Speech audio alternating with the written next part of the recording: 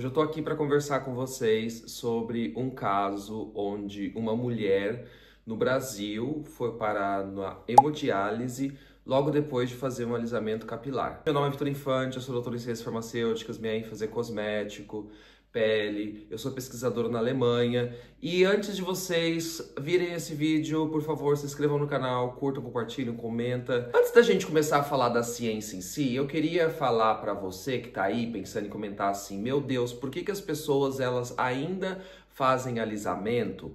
Para você pensar uma coisinha assim, não coloque alisamento no lugar do botox, no lugar do preenchimento, com um princípio meramente estético.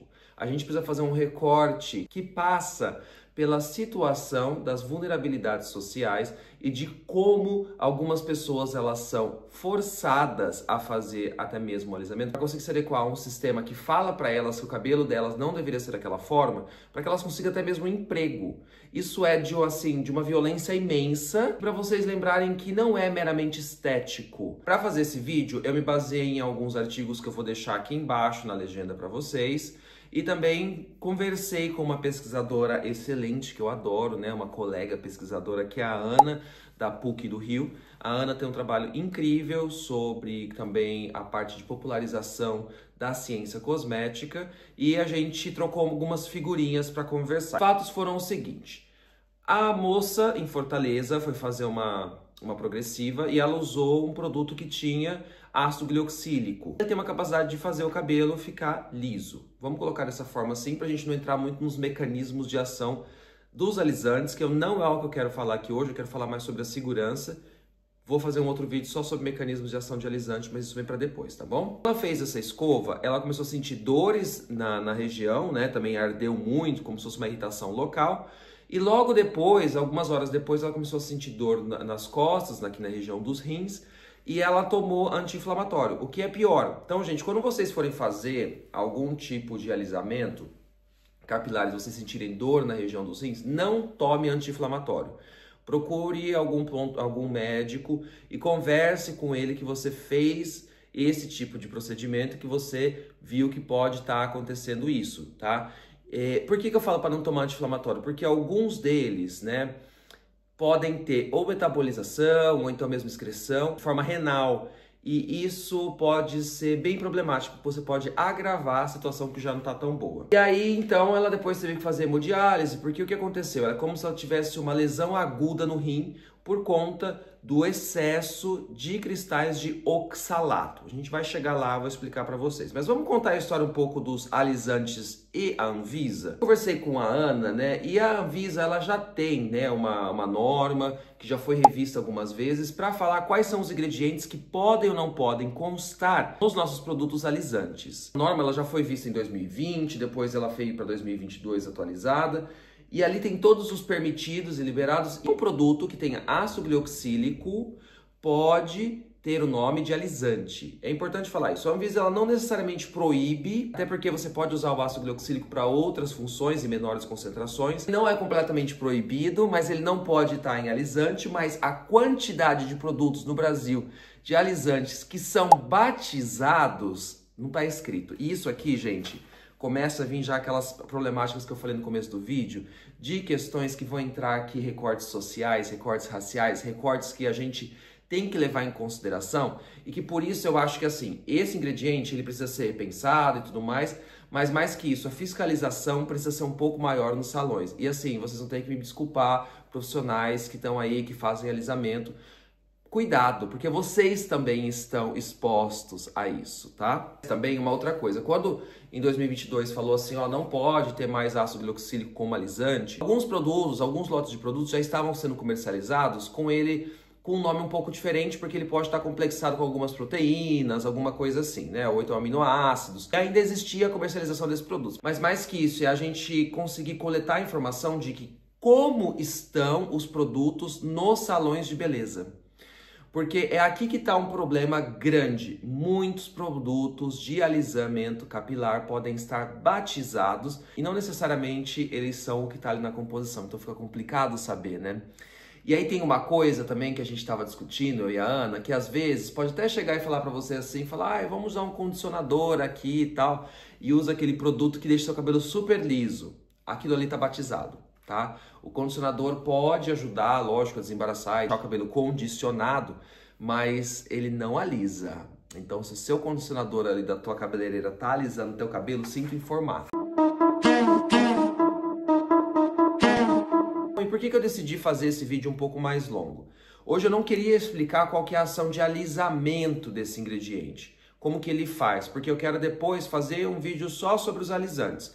Até porque alisante é algo bem complicado, ele vai para extremos de pH podem ser bem complicados com relação à barreira da pele, com relação à própria estrutura do cabelo. Eu já falei sobre pH no vídeo de leite de magnésia, e lá vocês vão entender por que extremos são muito complicados, já que é uma escala logarítmica. O ácido glicoxílico não necessariamente é para um aquecimento que vai liberar a formal, não é isso.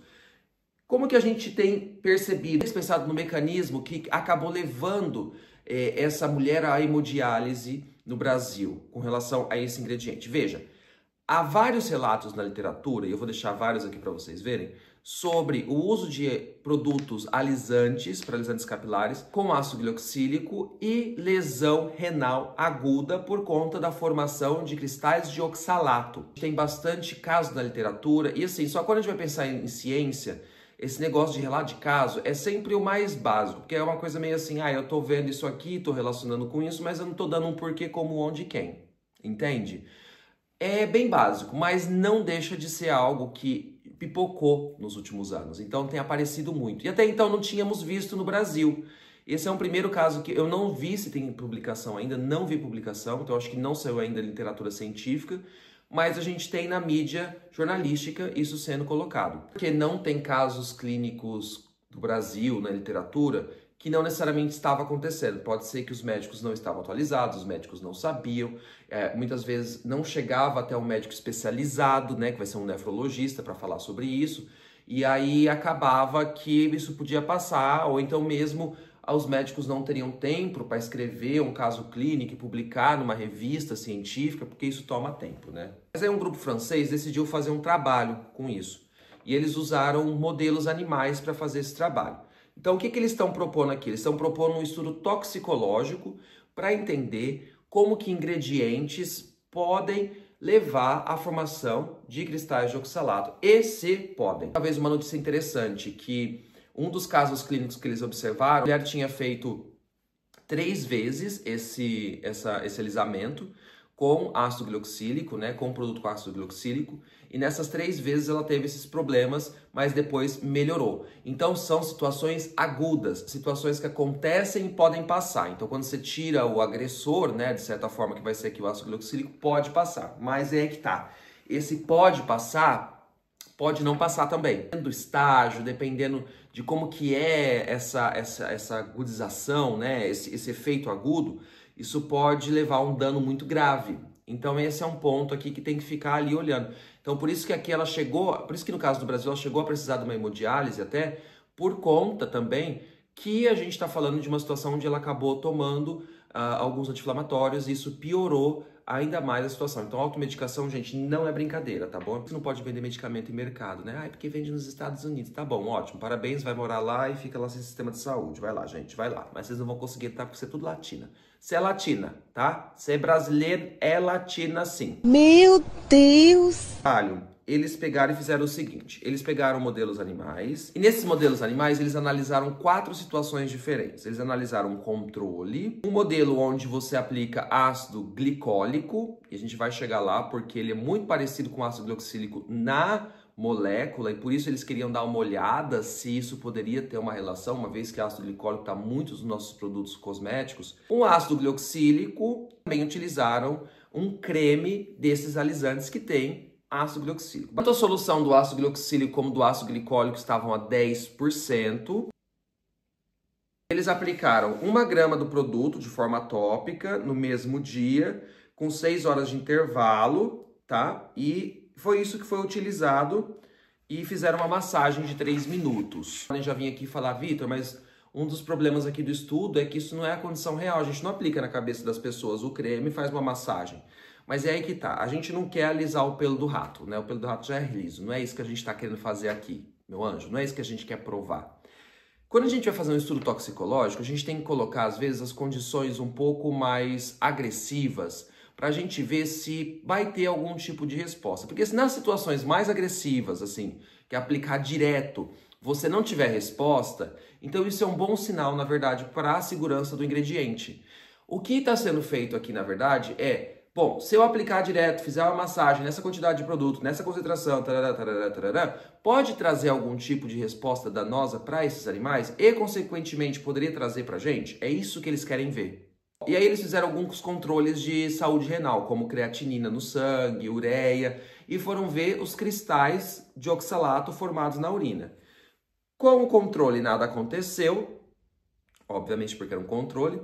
Com o ácido glicólico ficou a mesma coisa que o controle, então basicamente não induziu nada, mas tanto o creme quanto o ácido glioxílico tiveram respostas bem alteradas. Uma imagem que eu acho bonita, que dá para eles fizeram uma tomografia nos rins dos ratos e conseguiram ver a quantidade de cristal que foi formado, né? Um comprometimento de mais de 10, chegando em alguns casos a mais de 20% do rim com cristais de oxalato. Eu quero falar para vocês que a gente precisa pensar em pele, fígado e rim. De uma forma bem rápida, quando você toma um medicamento, ele vai entrar no nosso corpo, ele vai ser absorvido, ele vai ter uma primeira passagem hepática. Essa primeira passagem hepática vai metabolizar esse medicamento de alguma forma. Quando ela vem de forma tópica, essa passagem hepática ela é um pouco mais tardia. Então esses ingredientes eles ficam de certa forma com mais tempo passando assim pelo nosso corpo, podendo ir mais rapidamente para o rim. Então assim, lembra que eu falei que tinha ácido glicólico e ácido glioxílico? O ácido glioxílico, ele, depois de passar pela pele, ele já pode se transformar em glioxilato. E o glioxilato, lembra que eu falei que quando você está passando alguma coisa pela pele, não vai passar necessariamente pelo fígado, já pode ir para o rim direto? O glioxilato, ele já pode ser transformado no rim para oxalato. E aí está uma situação que diferenciou ele do ácido glicólico. Porque o ácido glicólico, ele primeiro é transformado em glicolato, quando está na pele, ele precisa ir para o fígado, para ali ser transformado em glioxilato, e aí o glioxilato pode se transformar em oxalato, tanto no fígado como também nos rins. Então, talvez por essa situação, o ácido glioxílico está sendo mais um problema aqui do que o ácido glicólico. O ácido glicólico ele não tem essa passagem hepática para ter essa transformação, e o ácido glioxílico nem precisa dela, já pode ir direto para o rim, transformar ali em oxalato e aí vira cristal. E aí o cristal atrapalha a função renal. Olha que coisa. Então é interessante que a gente está falando de algo para a gente lembrar que a pele ela é um órgão que está conectado com todo o nosso corpo. Mas aí assim, eu quero saber, você está falando de um monte de coisa de Illuminati, ciência aí, essas coisas, né? Que você adora de falar essas coisas. Mas eu quero saber aqui como consumidor. O que eu tenho que fazer? Não vai conseguir mudar de dia para noite a questão que eu trouxe aqui no começo do vídeo de uma aceitação social sobre como que é o cabelo. Eu acho que primeiro a gente tem que, além de tudo, sempre lutar para isso. Lutar para que as pessoas possam ser quem elas são, do jeito que elas são. Dito isso, aí eu acho que é importante a gente pensar que se você vai fazer algum tipo de alisamento, conversa com o teu cabeleireiro, fala que você viu sobre isso, fala que você viu o vídeo do Vitor, mostra o vídeo do Vitor, provavelmente ele vai me xingar. Eu sou colega de internet do Alan Vivian, lá do cabeleireiro calvo, que aí vão me xingar mais ainda, eu acho, né? Falar assim, olha, eu tenho um pouco de medo. Né? Então, assim, tem como você garantir para mim que esse produto é batizado? Quais são as fontes? Ele de fato, ele está registrado? Posso ver o número de registro? Vamos procurar o número de registro da Anvisa juntos? Eu tô acabando com a vida de muito cabeleireiro aqui, né? Meu Deus. Mas o mesmo com tudo isso, às vezes o cabeleireiro pode passar por um problema de fornecedor também, né? A gente não pode deixar de olhar para isso. Mas caso tudo isso aconteça, se você começar a sentir essas dores, corre para um médico, para algum pronto-socorro, fala que você fez alisamento capilar e que você está com dores na região dos rins e que você está com medo, porque você viu lá a matéria do UOL, você viu também o vídeo do Vitor e você está aqui informado sobre isso e você tem um pouco de situação, você tem um pouco de medo com relação a isso. Eu não tô aqui falando para você não fazer, para você parar de fazer, porque você está, meu Deus, olha o que você está fazendo em nome da beleza. Eu não acho que alisamento capilar esteja no lugar do em nome da beleza. Eu acho que aqui é em nome de um lugar social muito complicado da gente conseguir colocar dessa forma. E a Anvisa precisa, de certa forma, agora dar um hurry up, aí tem que dar um gás para conseguir não só normalizar isso, né, e criar norma, criar como controlar tudo isso, mas também pensar agora como que vai controlar esses produtos batizados que podem acontecer nos salões. E que muitas vezes o cabeleireiro também não pode saber. Então eu não estou colocando a culpa também no cabeleireiro, tá bom, gente? Existem profissionais, a gente sabe, mas ó, toma cuidado.